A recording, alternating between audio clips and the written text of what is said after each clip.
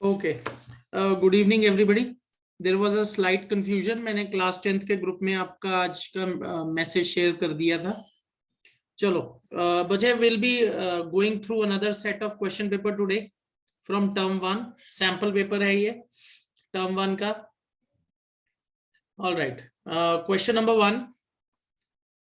The process of evaporation is fast when the mixture is okay. Alright बच्चे, ये question मुझे out of syllabus लग रहा है। This is from chapter number 1। तो ये चैप्टर 1 नंबर 1 का क्वेश्चन दिया हुआ है, right? So this question is deleted, will not attempt this question. है तो इजी, पर ये चैप्टर नंबर 1 का क्वेश्चन है, that is not in your syllabus. Question number 2, lignified और thickened cell wall, it is a characteristic of. बच्चे, lignified cell walls किसके अंदर मिलेंगी? कोलेनकाइमा में तो बच्चे पेक्टिन है,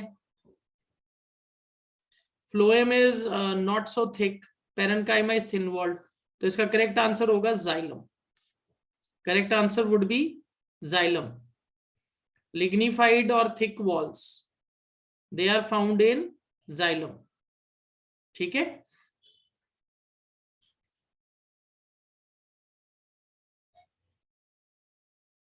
alright. Next is question number 3। A student identified the following figure as striped muscles because of। इसको striped muscle आप क्यों कहोगे? What is the reason? We know striped muscles are striated muscles. Okay, striped muscles are striated muscles. All right. So striated muscles. Just a minute बच्चे, class 10 students, ये math की class नहीं है, ये science की क्लास है, 9th standard की। So class 10 students, you can leave the class.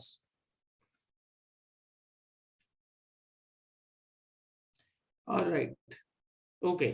तो बच्चे, यहां अगर आप देखोगे, it has striations, light and dark bands होंगे, and they should be multinucleated. तो बच्चे, इसमें करेक्ट ऑप्शन क्या है? D, light and dark striations, and it is multi-nucleated. Okay, next question. Two cars A and B, they race each other. The car A ran for 2 minutes at speed of 7.5 kilometre per our. यहां slept लिखा है, इसको stopped कर दो, stopped for 56 minute, and again ran for 2 minutes at speed of 7.5. The average speed of the car in the race is, बच्चे, average speed is total distance over total time. Average speed क्या है? Total distance over total time. तो बच्चे, 7.5 kilometre per our की speed पे 2 minutes में, तो बच्चे आप डिस्टेंस कैसे निकालोगे? Distance is equal to speed into time. तो स्पीड मेरे पास है 7.5 किलोमीटर पर आवर, पर टाइम 2 मिनट्स में है। So what you can do is, you can convert this also into hours. तो ये हो जाएगा 7.5 इंटू 2/60। 1 आवर में 60 मिनट्स होते हैं, तो मेरे पास 2 मिनट्स है। So I will convert 2 minutes into R. R में कैसे कन्वर्ट करूंगा? 2/60। तो 7.5 kilometre per our and 2 minutes को भी मैंने आवर्स में कन्वर्ट कर लिया। अब अगर आप इसको मल्टीप्लाई करो, 15/60, दैट्स इक्वल टू 1/4। 1/4 किलोमीटर, यानी 0.25 किलोमीटर। 2 मिनट में 0.25 किलोमीटर। तो बच्चे, उसके बाद दोबारा 2 मिनट में 7.5 किलोमीटर पर आ रहे, तो यानी टोटल डिस्टेंस कितना हो गया? 0.50 kilometre. 0.50 kilometre. Okay, and time is 1 hour. Time is 1 hour. तो अगर मैं उस हिसाब से देखूं, तो मेरा इधर आंसर क्या आना चाहिए? क्योंकि बच्चे, ये जो टाइम स्टॉप हुई है गाड़ी, वो भी ऐड होगा, तो total time is 2 + 2 + 56 that's equal to 1 hour. तो बच्चा सही आंसर होगा 0.5 kilometre per hour. This should be the correct answer, 0.5 kilometre per hour. Okay, पहले 2 मिनट में 0.25 किलोमीटर चलेगी, 56 मिनट का रेस्ट है, उसके बाद दोबारा। तो बच्चे 0.25 को ऐड करोगे तो 0.50 हो जाएगा। तो that is in 1 hour, that's 0.5 kilometre per hour. ठीक है, चलो next question, question number 5। A man is at rest in the middle of a pond on perfectly smooth ice. He can get himself to the shore by making use of Newton's। बच्चे आप ice के ऊपर खड़े हो rest पे, दूसरी side आप कैसे जा सकते हो? फ्रिक्शन तो नहीं है। What you can do is you can use Newton's third law of motion. To every action there is equal and opposite reaction. कई बार इसको बुक्स में कैसे पूछा जाता है कि आपके हाथ में स्टोन्स हैं अलग अलग, तो यू कैन थ्रो स्टोन्स, तो ऑपोजिट डायरेक्शन में जब आप स्टोन्स को थ्रो करोगे तो आपको एक्शन रिएक्शन पेयर मिलेगा। As a result you will be push towards the shore. So you can use the law of action reaction, Newton's third law of motion. Alright, is it clear? ये चीज समझ आ गई सबको? Is it clear? Alright, easy question था, action reaction pair देखना है। Okay, question number 6। 4 test tubes PQRS are shown below, contain the following। बच्चे पहले में है शुगर सॉल्यूशन, दूसरे में है एग वाइट, तीसरे में राइस एक्सट्रैक्ट, फोर्थ में potato extract. Add 2 drops of iodine। Okay बच्चे, ये भी क्वेश्चन आउट ऑफ सिलेबस है, out of syllabus. This is from improvement in food resources, तो ये क्वेश्चन भी आउट ऑफ सिलेबस है।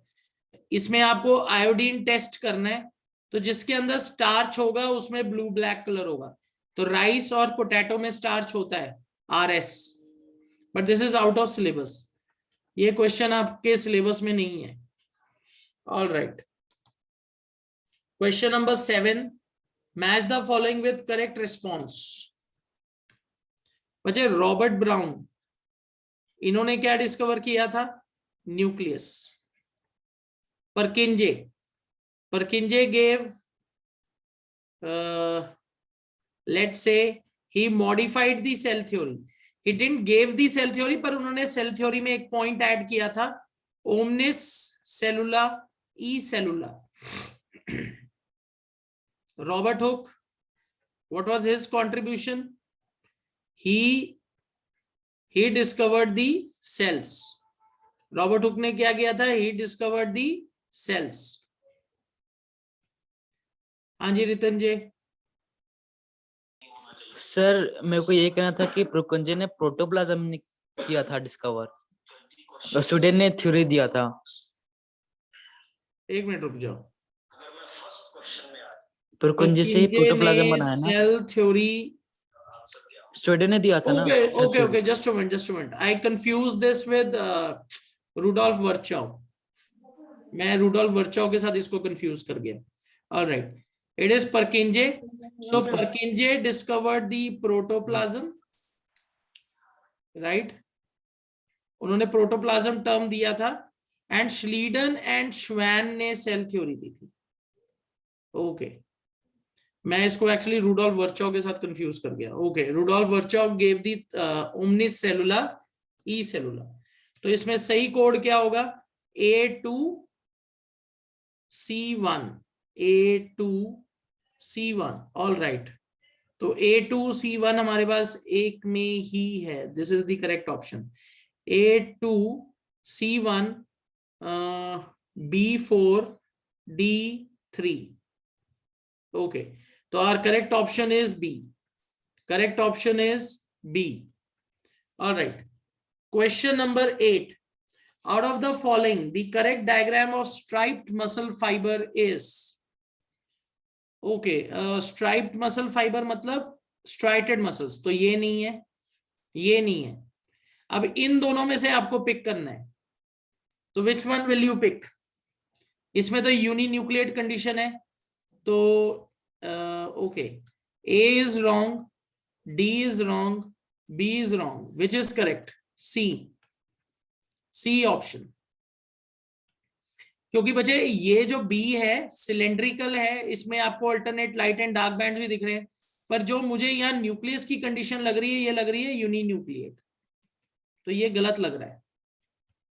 ऐसा डायग्राम बनेगा सर। ओके, तो C is the correct option. Question number 9, a car travels 10 meter in 5 seconds, 20 meter in next 10 seconds and 30 meter in last 10 seconds. Average speed is, तो आपको यहाँ total distance निकालना है। Total distance travelled is 10 plus 20 plus 30, that's 60 meter. Total time 5 plus 10, 15, 15 or 25. Okay, so total distance is 60 meter, total time is 25 seconds. तो 60 by 25 करो, answer आ जाएगा 2. Okay, it would be 60 by 25, 25 twos are 50. All right, 2.4. 2.4, 25, 10 बचा। Yes, तो 2.4 meter per second. That is the correct answer. Average speed निकालनी है, total distance by total time. All right, next question. Inertia of an object tends to cause the object. Okay, inertia is resistance towards change. तो इसका correct answer ये होगा, to resist any change in its state of motion or rest. Rest भी हो सकता है. This is the correct option, C. It is tendency to resist any change in state of rest or uniform motion. So question number 10, C. Question number 11. What is the order of methods applied to separate components of mixture of salt, sand, ammonium chloride? Salt and sand. Salt, it dissolves in water. Ammonium chloride, it will undergo process of sublimation. All right. तो बच्चे इसके अंदर sublimation हो रही है। Salt को आप water में डिसॉल्व कर सकते हो। Sand is insoluble, sand is insoluble.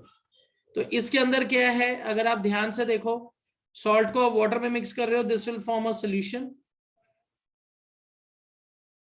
Sand is insoluble. Ammonium chloride की सब्लिमेशन होती है। ओके, तो आप इसमें क्या ऑर्डर पिक करोगे? आप अमोनियम क्लोराइड को पहले सब्लिमेशन कर सकते हो, फिर वाटर में डिसॉल्व कर सकते हो सॉल्ट को, filtration and evaporation. All right, तो बच्चे I think the best option would be sublimation कर लो पहले, अमोनियम क्लोराइड निकल जाएगा, dissolving water. Okay, A option, A option. चलो नेक्स्ट बच्चे, why we are not dissolving it in water first? क्योंकि बच्चे अमोनियम क्लोराइड और सॉल्ट दोनों वाटर में डिसॉल्व हो जाएंगे तो गड़बड़ हो जाएगी। तो आपको पहले सब्लिमेशन करनी है ताकि अमोनियम क्लोराइड अलग हो जाए, उसके बाद आप पानी में डिसॉल्व करोगे रिमेनिंग मिक्सचर को। Salt is going to dissolve in water, filtration करके सैंड अलग हो जाएगी।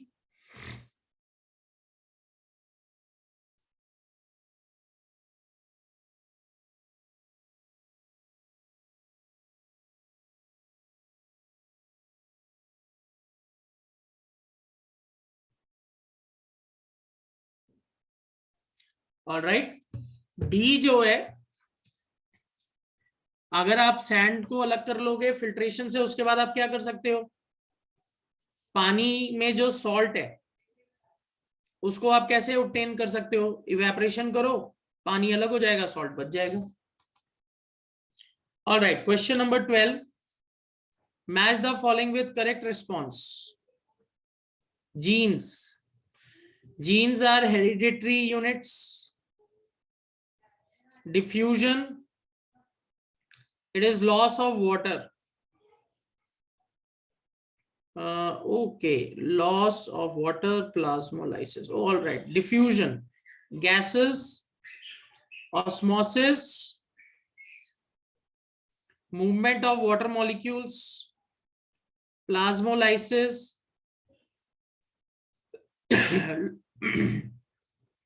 Loss of water by plant cells. तो D का 2,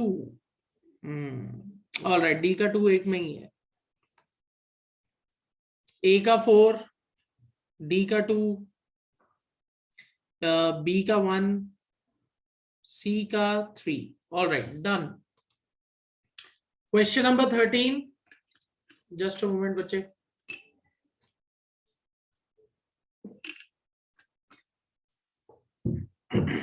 Okay. Identify the tissues in given diagrams and choose the correct sequence. A is sclerenchyma.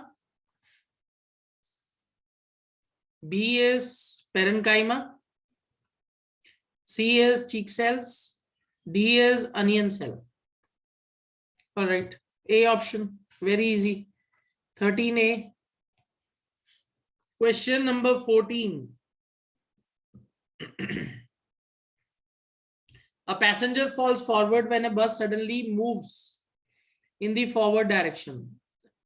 The statement A is wrong.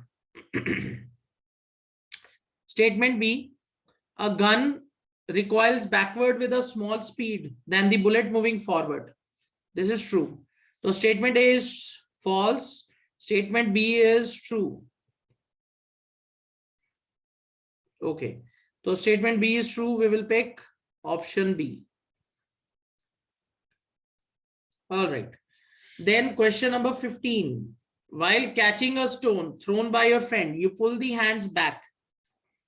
जब एक stone को फेंका जाता है, किसी आपके जो आपके दोस्त ने फेंका है, आप उसे कैच कर रहे हो, तो आप हाथ पीछे क्यों खींचोगे? All right. अब देखो इसके अंदर ऑप्शन क्या दिया है. Avoid breaking the stone, decrease the time to slow down, avoid getting hurt and increase the time to slow down. अब इसमें कौन सा ऑप्शन पिक करेंगे? All right. हम चाहेंगे कि जो हमारे हाथ पे वो फोर्स कम लगे, और ये हम कैसे कर सकते हैं? That is to increase the time to slow down. Okay, we increase the time to slow down and this leads to avoid getting hurt. अब बताओ इसमें आप कौन सा ऑप्शन पिक करोगे? Option B, option C? All right. अब देखो ये जो क्वेश्चन है ना, इसके अंदर ये सिमिलर क्वेश्चन ऐसा एग्जाम्पलर में, आई थिंक ये हमारी पहले भी डिस्कशन हुई थी कि उसमें क्या होगा? We want to reduce the force.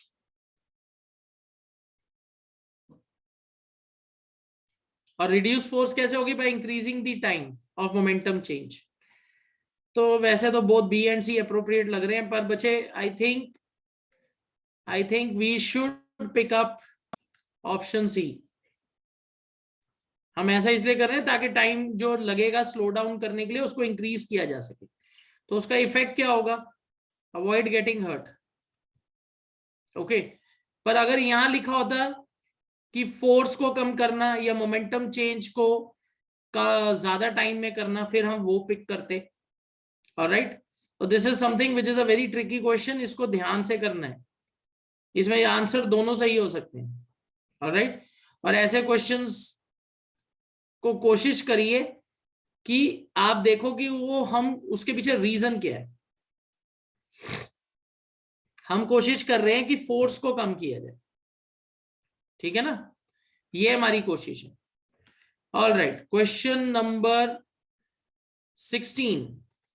Which of the following would test positive test for presence of starch? All right. बच्चे ये भी क्वेश्चन आउट ऑफ सिलेबस है. This is from improvement in food resources, not in the syllabus. Question number 17. Membrane bound cell organelles are found in बचे eukaryotic cells. Membrane bound cell organelles. अच्छा, not found in, sorry, just a moment, मैंने question इधर नहीं दिया. Not found in, all right. Prokaryotic cells, prokaryotic, C option. अगर होता है membrane bound cell organelles are found in, then it would be eukaryotic. It is not found in, so it is prokaryotic. Question number 18. Number of cellular layers keep on changing in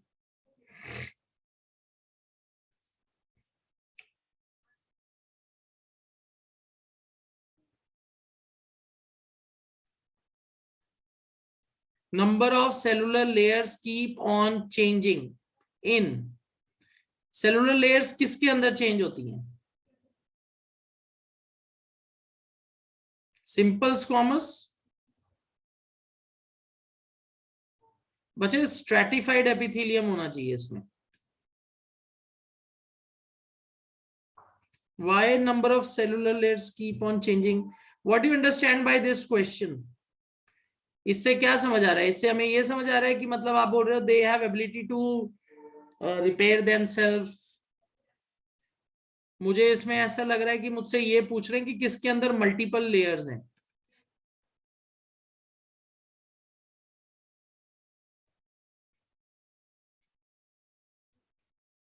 multiple layers किसके अंदर है?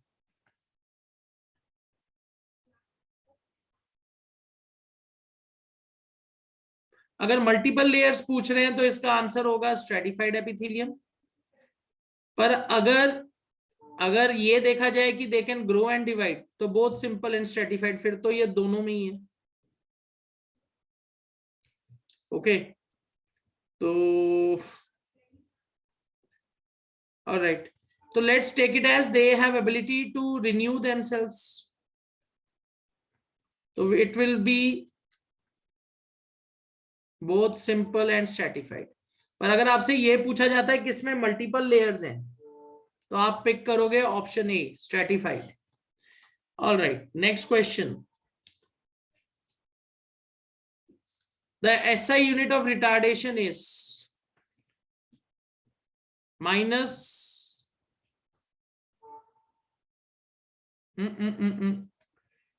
Minus दिया हुआ है. बच्चे retardation को जो unit होता है वो माइनस में नहीं लिखते, हम नंबर को माइनस देते हैं. The motion of athletes is uniform. This statement is wrong. Displacement is scalar. This is wrong. Velocity has magnitude only. This is wrong. तो बच्चे करेक्ट स्टेटमेंट क्या है? तो बच्चे यहाँ माइनस नहीं होना चाहिए, it should be metre per second square, फिर ये सही हो जाएगा. तो our correct option would be A. हम कैसे लिखते हैं रिटार्डेशन की value? -5 metre per second square. हम ऐसे थोड़ी लिखते हैं minus metre per second square. This is wrong. Unit थोड़ी प्लस माइनस होता है, नंबर प्लस माइनस होता है. तो इसमें करेक्ट ऑप्शन हो जाएगा ए. वो जो डैश सा इन्होंने दिया है वो हटाना पड़ेगा पर इसमें. Okay, all right. Next question. A gun रिकॉइल्ड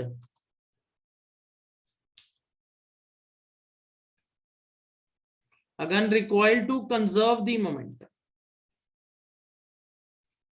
gun क्यों रिकॉइल करती है? मोमेंटम को कंजर्व करने के लिए. Alright, to conserve the momentum. Next question. 4 students were asked to separate sand from mixture of sand and clay by using water to dissolve the salt in it and then filtering the mixture. 4 student से बचे, उनको क्या बोला गया कि sand को आप separate करो सैंड और सॉल्ट के मिक्सचर से, और वाटर में इस सॉल्ट को क्या करना है? डिसॉल्व करना है, और उसके बाद इस मिक्सचर को क्या करना है? फिल्टर करना है. And the teacher provided them with a funnel, filter paper, beaker, glass stick and stand. Correct way कौन सा है? What do you think? The correct way. बच्चे ये जो ग्लास रॉड है इसको इसके ऊपर से पोर करना है धीरे धीरे. All right. तो D option is correct. Glass rod के ऊपर हम इसलिए पोर कर रहे हैं ताकि आप स्लो रख सको स्पीड और फिल्ट्रेशन अच्छी तरह हो, ठीक है ना। So will pick D option.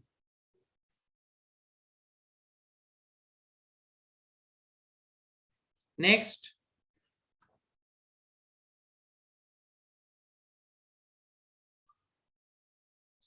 which of these is not related to endoplasmic reticulum? Not related to. It transports materials between various regions in cytoplasm. True. It can be site for some biochemical activities of the cell. True.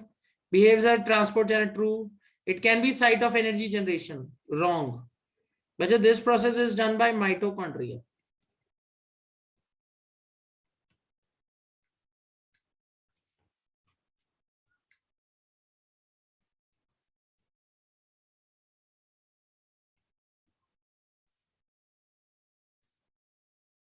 Okay. Then question number 23. Smooth muscle fibers are spindle shaped, unbranched, non-striated, multinucleate, and involuntary. Spindle shaped, unbranched, non-striated. बच्चे they are not multinucleate, they are uninucleate. ये गलत है, uninucleate and involuntary.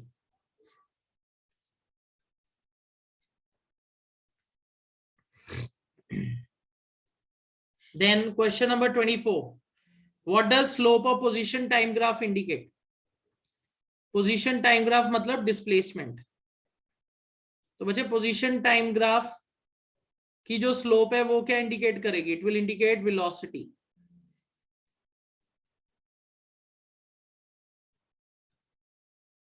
Velocity. Position time graph is displacement time graph. Okay, next. A plate, a ball, and child all have same mass. The one having more inertia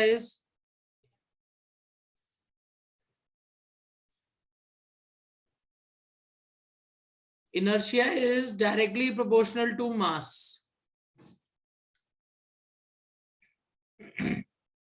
तो all have equal inertia.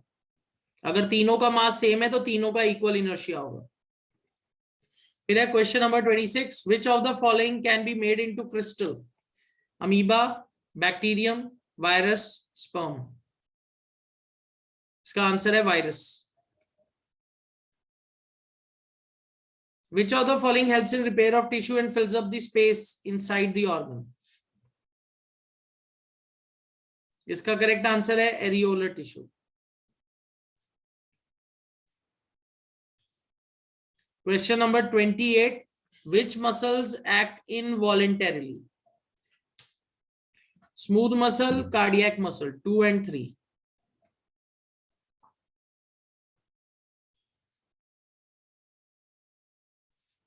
D option.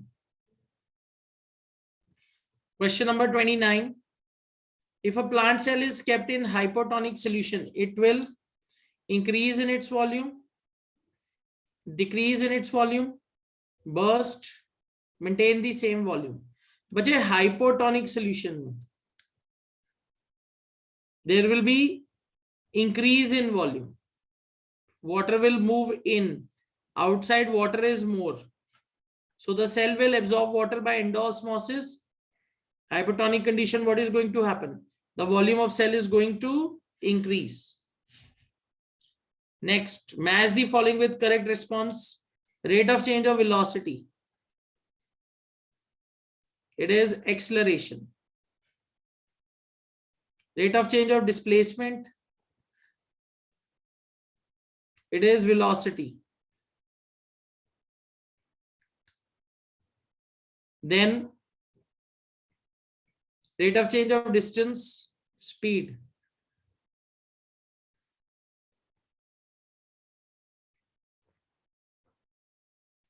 Rate of change of speed in circular path.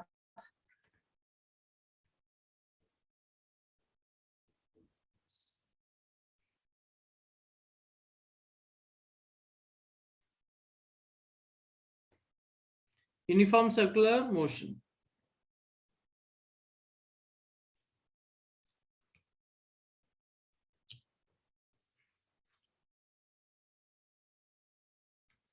A3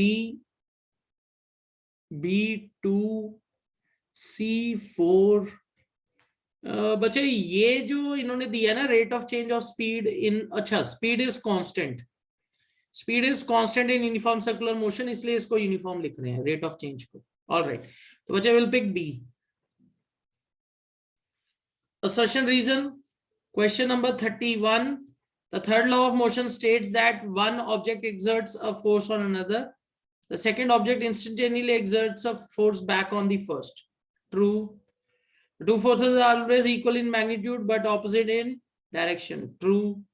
So both A and R are true.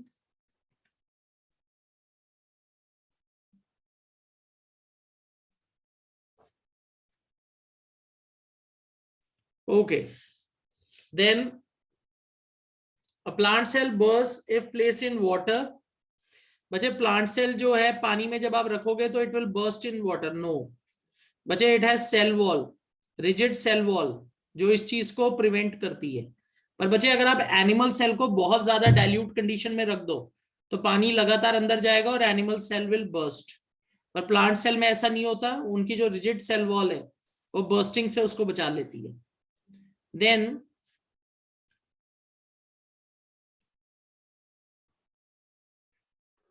Good evening sir.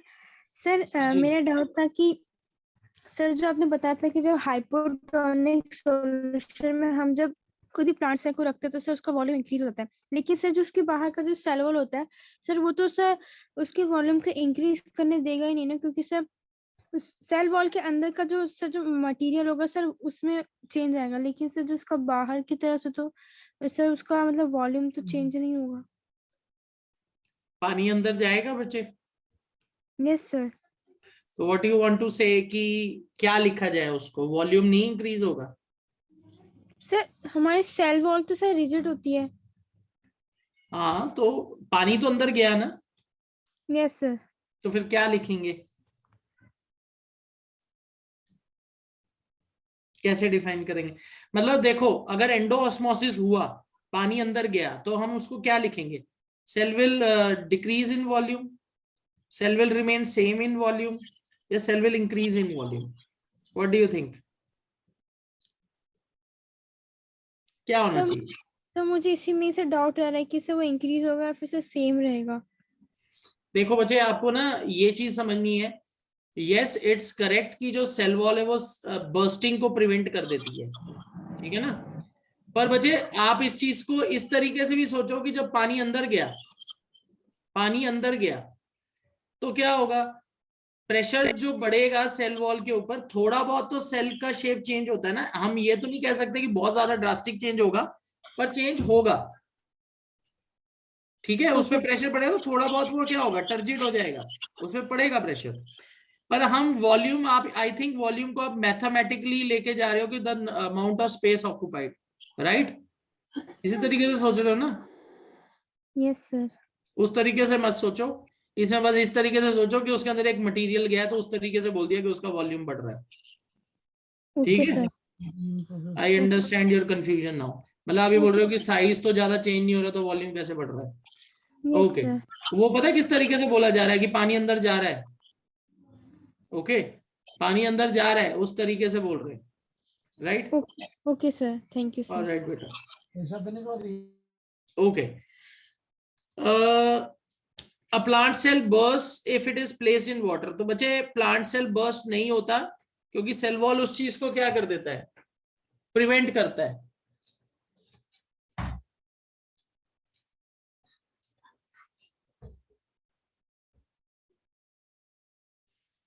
ठीक है ना।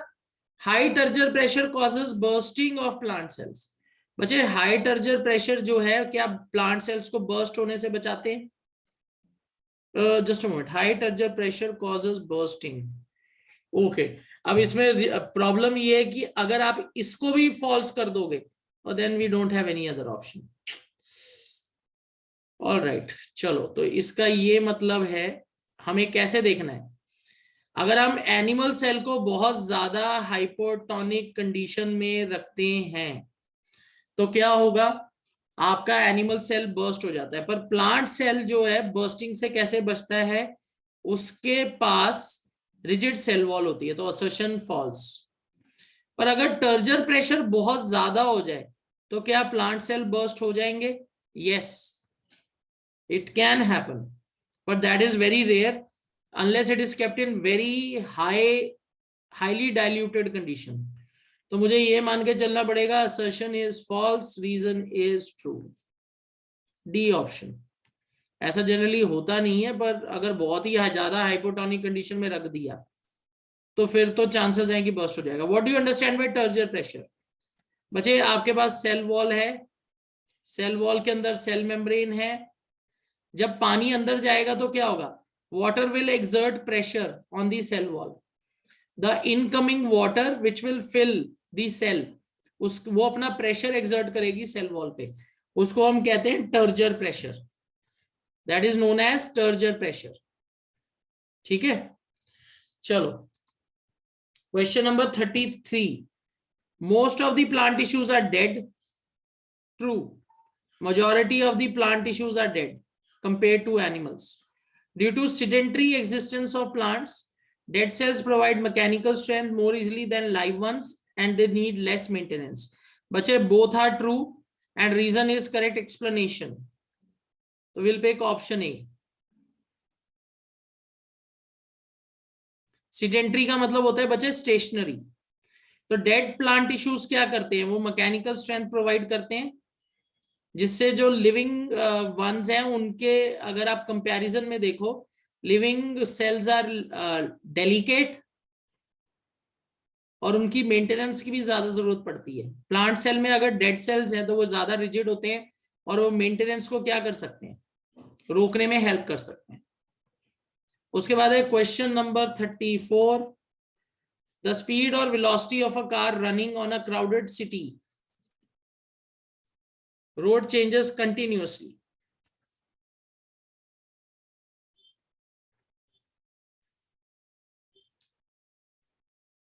The speed or velocity of a car running on a crowded city road changes continuously. Why is it so? ऐसा क्यों? The movement of a car on a crowded city road is example of non-uniform acceleration. Non-uniform acceleration, right? This is also explaining and it is true, correct. तो इसका भी ये option pick करेंगे। बच्चे crowded city में acceleration बार बार change करनी पड़ती है जिससे स्पीड और वेलोसिटी चेंज होती है। So 34A। Next question, a cell swells up when present in hypotonic solution. This is true.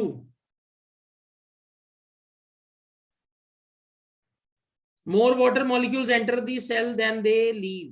That is also true. This is also correct explanation.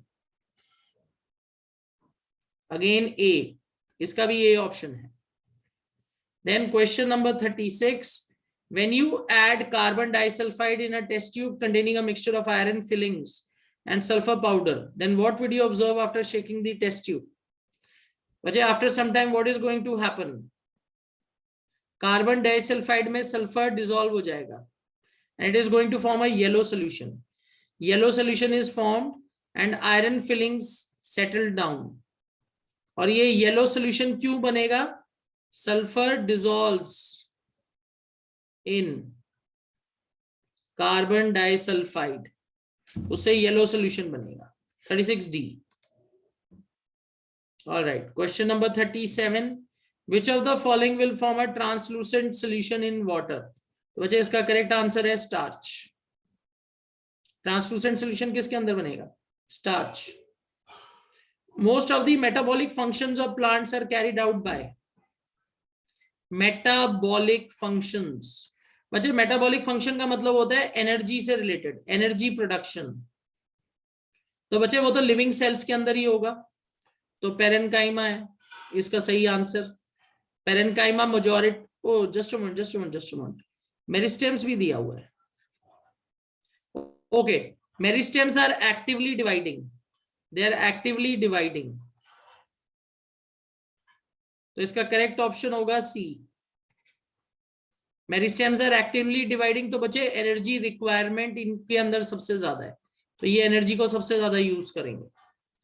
वैसे तो पेरेन्काइमा भी सही लग रहा है मुझे, क्योंकि पेरेन्काइमा भी लिविंग है, और सेल्स में जो पेरेन्काइमा होता है इसके अंदर क्लोरोप्लास्ट है जो फोटोसिंथेसिस में हेल्प करता है। पर चलो लेट्स पिक अप मेरिस्टेम्स, क्योंकि meristems are concerned with growth और वो बहुत ज्यादा एनर्जी यूज करेंगे, तो मेटाबॉलिक फंक्शंस उसके साथ रिलेट करते हैं। Alright, Newton's laws of motion, Newton's first law of motion, okay, B option, when no force is exerted, object stays at rest or in uniform motion. Newton's second law, object at rest, no, just a minute. All right, okay, I think it would be Galileo's law of inertia. Just a moment. All right, अब देखो यहां क्या confusion है, ये भी inertia है, यहां भी इनर्शिया दिया हुआ है। ओके, तो we will let's do one thing, इसको इसके साथ मैच करते हैं, इस वाले को इसके साथ मैच करते हैं, इस वाले को इसके साथ, ए के साथ, and to every action this one. Okay, तो बचे 1D, 1D सिर्फ एक में ही है, B, okay, 1D, 2A, 3C, 4B, तो बचे इसका करेक्ट ऑप्शन क्या आएगा? B. All right, next question.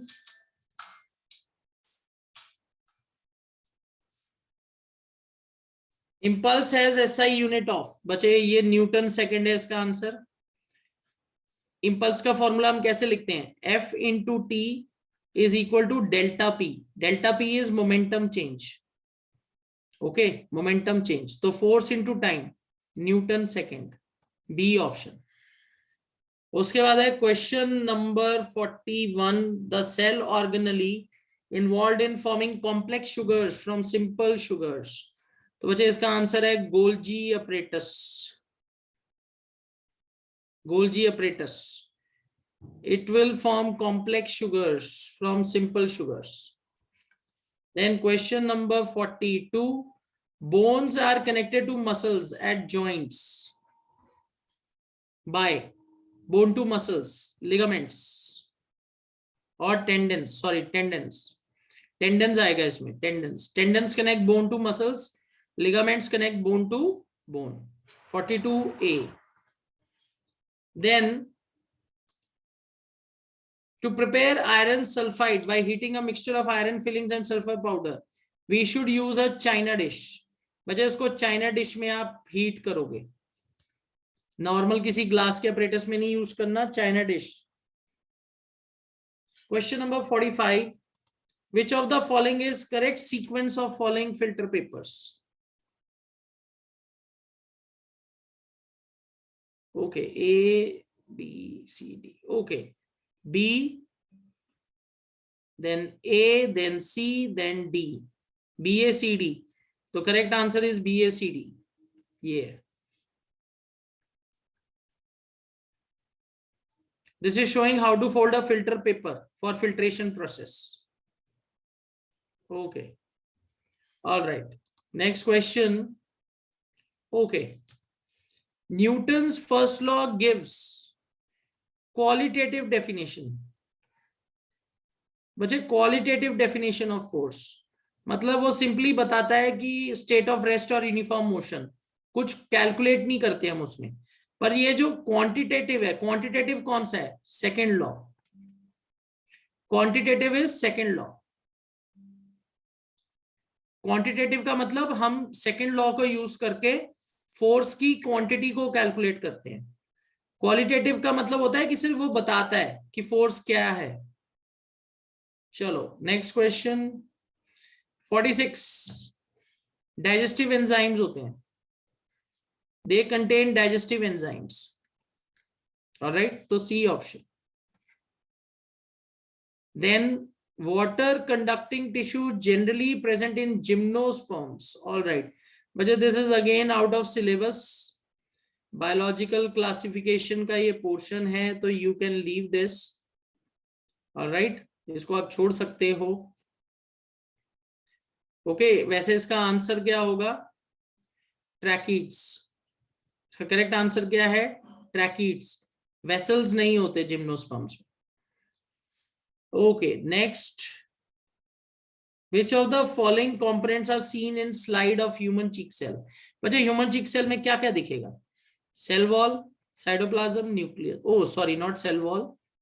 Cell membrane, cytoplasm, nucleus. All right, C option. Animal cell है, cell wall नहीं, cell membrane दिखेगी. तो cell membrane, cytoplasm, nucleus. Okay, चलो. Case study questions. Let's finish this off. This is the last portion. Air के ऊपर है, fractional distillation है. All right, which of the following are chemical changes? Decaying of wood, chemical change. Burning of wood, chemical change. Sawing of wood, not chemical change. Hammering, not chemical. तो 1 and 2 correct option is B. 1 and 2.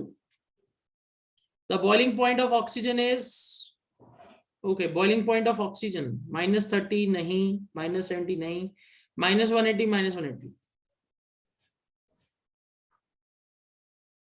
okay, boiling point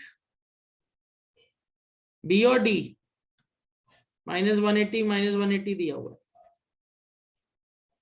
It is -183. तो दोनों में option गलत है. Next, question number 51. Dash is process that separates pure solid in form of its crystals from a solution. तो इसका correct answer है crystallization, A. Question number 52. Which of the following are physical changes? बच्चे, bending of iron rod and drawing of iron. तो 3 and 4 correct answer. And melting of iron metal, ये भी physical change है. तो 1 3 4 correct option is A. 1 3 4. All right, Leeuwenhoek. Cells were first discovered by Robert Hooke. Which of the following is unicellular? Chlamydomonas. बच्चे, this is a unicellular algae.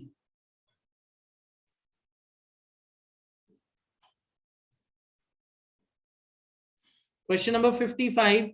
Who suggested that all cells arise from pre-existing cells? बच्चे, इसका answer है Virchow. Rudolf Virchow. Omnis cellula e cellula. चलो, question number 56. Which of the following is incorrect statement? Every living cell has capacity to perform certain basic functions. True. There is division of labor in multicellular organisms. True. Each kind of cell organ performs a special function. True.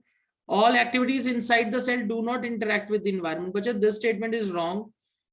Okay. Each kind of cell organelle performs a special function. Okay. तो बच्चे, only B. Oh, sorry, only 4. Only 4th statement is wrong. बाकी सारे statement correct हैं. चलो, uniform circular motion. This is the last question. Last portion. Which of the following is most likely not a case of uniform circular motion? The motion of R and on the dial of clock. The motion of racing car on circular track. Motion of earth. The motion of toy train on circular track. Most likely not a case of uniform circular motion. बच्चे, the motion of R's hand on dial of a clock. बच्चे, एक particular time में वो करेगा. Motion of racing car. बच्चे, this is a okay, ये तो हो गया. Motion of earth, yes. Motion of earth. We should pick E, A. What do you think? A और C? बच्चे देखो, अर्थ का जो मोशन है सन के चारों तरफ, वो सर्कुलर मोशन में होती है. Yes, it is not a perfect circle or circular motion, पर फिर भी उसको तो सर्कुलर मोशन ही कंसिडर कर लेते हैं। तो I think we should pick A, क्योंकि यहाँ कंटिन्यूअस मोशन नहीं है, एक टाइम इंटरवल के बाद वो चलना शुरू करता है। मतलब मैं ये मान के चल रहा हूं कि ऐसे कंटिन्यूअस मोशन है। अगर आप आर एंड को देखोगे तो वो रुक जाती है, लगातार नहीं चलती। तो मैं उस तरीके से सोच रहा हूं। हाँ जी दीपिंदर। सर बी नहीं आना चाहिए सर, क्योंकि रेसिंग कार एक्सेलरेट और डी एक्सेलरेट करेगी बार बार। ओके, तो मतलब आप ये कह रहे हो कि इसके अंदर ये मेंशन नहीं है कि वो कंटिन्यूअस मोशन में चल रही है। यस सर, सर यूनिफॉर्म में बताया नहीं है। बताया नहीं है, पर बच्चे एक सर्कुलर ट्रैक है ऐसे। Alright, got it. मतलब आप ये कह रहे हो कि इसमें ये नहीं बोला कि यूनिफॉर्म मोशन में है सर्कुलर पाथ में। Yes sir. ओके, तो फिर बच्चे आप ये इधर कैसे जज कर रहे हो टॉय ट्रेन के साथ? सर क्योंकि टॉय ट्रेन तो सर एक ही स्पीड से चलेगी। सर क्योंकि मोस्ट प्रोबेबली सर कोई सस्ता खिलौना होगा तो स्पीड वेरिएबल नहीं होगी इसकी। ऑलराइट, लेकिन मतलब आप ये बोल रहे हो कि रेसिंग कार में ड्राइवर बैठा होगा तो वो थोड़ी बहुत स्पीड ऊपर नीचे कर सकता है, पर टॉय ट्रेन को मतलब हमने एक बार छोड़ दिया तो वो उसी स्पीड पे चलेगी। यही मतलब लॉजिक लग रहा है। Yes sir. ऑलराइट, चलो ठीक है, आई एग्री विद यू। तो that means A is also. तो मतलब बी को हम क्यों नहीं ले रहे हैं? बी को हम क्यों पिक कर रहे हैं? क्योंकि वी आर सेइंग कि इसमें स्पीड चेंज होगी और इसमें नहीं बताया गया है। चलो, I agree with you. Alright, okay. Alright, चलो B option. Okay, question number 58। A train is moving on a track, पर उसका डायरेक्शन लगातार चेंज हो रही है। देखो,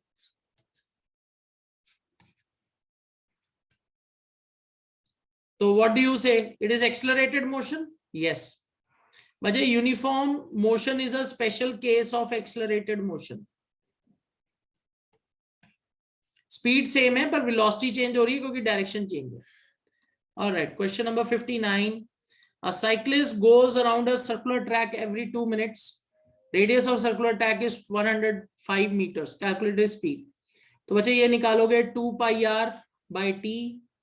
It's 2 into 22 by 7. Radius कितना है मेरे पास? 105. टाइम है मेरे पास 2 minutes. तो metre per second, let's 120 seconds. Solve करके देखिए, 2 मिनट में 120 सेकेंड्स आ जाएंगे।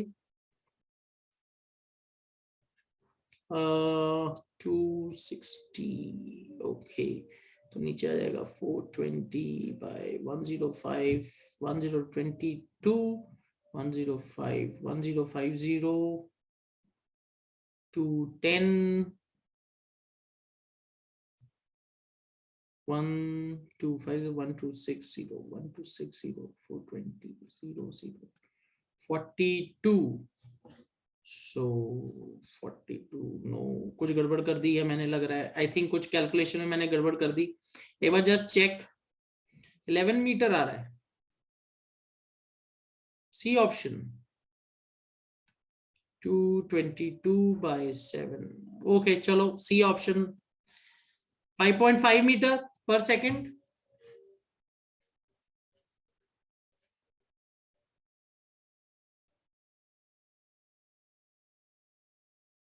To pi R by T, 5.5 metre per second आ रहा है सबका आंसर। ऑल राइट, चलो let's move on. Question number 60। Which of the following statements is correct? Motion of the earth and is a non-uniform circular motion. When the velocity of object changes, the object is accelerating. Okay, this is correct. A satellite is in a straight orbit around the earth. This is wrong. The change in velocity should be due to change in its magnitude or change in direction motion both. Okay. So 2 and 4. 2 and 4. All right, 2 and 4 are correct. Incorrect ढूंढना है कि correct ढूंढना है? Correct. All right. हाँ जी, अभी सुचिता। Sir इसमें मेरा doubt था कि सर जो हमारे जो अर्थ की जो हमारे चारों चारों तरफ मून घूमता है तो इससे वो तो नॉन यूनिफॉर्म मोशन होगा क्योंकि सर उसका जो डायरेक्शन है सर वो तो चेंज होता रहता है। बच्चे देखो, एग्रीड, हम यूनिफॉर्म सर्कुलर मोशन क्यों यूज करते हैं term? Why do we use the term uniform circular motion? Because it is covering that distance in equal interval of time. तो बच्चे मून का साइकिल कितने डेज का होता है? 28 डेज का होता है ना? Yes sir. तो वो फिर यूनिफॉर्म सर्कुलर मोशन है। सर यस, वेलोसिटी चेंज हो रही है, यस वेलोसिटी सर। चेंज हो रही है, स्पीड नहीं चेंज हो रही। ये जो हम यूनिफॉर्म लिख रहे हैं क्यों लिखते हैं? It is due to constant speed. Okay sir. समझ सर आया? इसमें मतलब सर हम स्पीड को लेते हैं सर, हम वेलोसिटी को नहीं लेते। ये बच्चे इसलिए तो कई बार बच्चे कंफ्यूज हो जाते हैं इसमें। हम बोलते हैं यूनिफॉर्म सर्कुलर मोशन, तो बच्चे के दिमाग में क्या आता है कि स्पीड कांस्टेंट है, तो इसमें कोई एक्सेलरेशन नहीं हो रही है। पर होता क्या है, व्हाट हैपेंस इज इसकी वेलोसिटी की डायरेक्शन चेंज हो रही है, इसलिए इसको एक्सेलरेटेड मोशन कंसीडर किया जाता है। पर कहते हैं इसको यूनिफॉर्म सर्कुलर मोशन ही है। ठीक है, ओके सर। तो इसमें 1 और 3 गलत है, 2 और 4 करेक्ट है। Okay sir, thank you sir. All right, okay. तो बच्चे दिस इज इट, यहाँ ये पेपर कंप्लीट हो गया है, we are through. All right, तो बच्चे next session will be picking one more sample paper. All right,